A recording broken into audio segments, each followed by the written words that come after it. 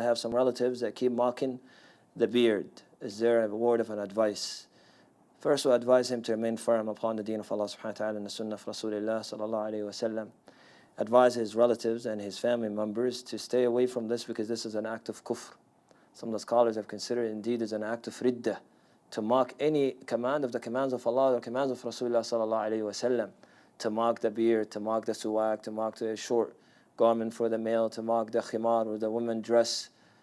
This is, ikhwan, an act of ridda. Allah subhanahu wa ta'ala revealed upon the Prophet sallallahu alayhi wa sallam when the hypocrites were returning from a battle, and then they start mocking some of the Sahaba and the Prophet sallallahu alayhi wa sallam, that we see them cowards at the time of the battles, right, worrying about eating and growing their bellies. Allah subhanahu wa ta'ala revealed an ayah, say by Allah, His ayat and His messenger you're mocking, do not apologize after that. You have disbelieved after you have believed. No one, ya ikhwan, can mock a sunnah of the sunnah of Rasulullah sallallahu alaihi wasallam or a command of the commands of Allah and says he was joking. Ikhwan, this could lead to the person leaving Islam.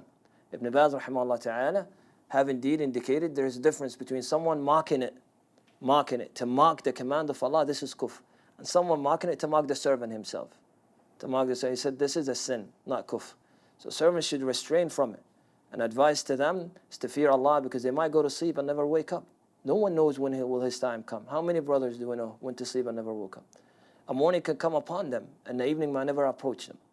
Or the evening might come upon them and the morning might never approach them. So fear Allah subhanahu wa ta'ala, and the servant should be supportive to those who fear Allah or trying to obey Allah subhanahu wa ta'ala, not become the shoulder of shaitan, become an obstacle in their way.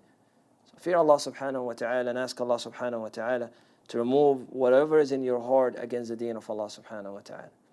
And ask Allah subhanahu wa ta'ala, I ask Allah to guide us to the straight path. And for the brothers who ask that question, remain firm and ask Allah subhanahu wa ta'ala to grant you the ability to remain upon the sunnah of Rasulullah sallallahu alaihi wasallam and the deen of Allah till you meet him.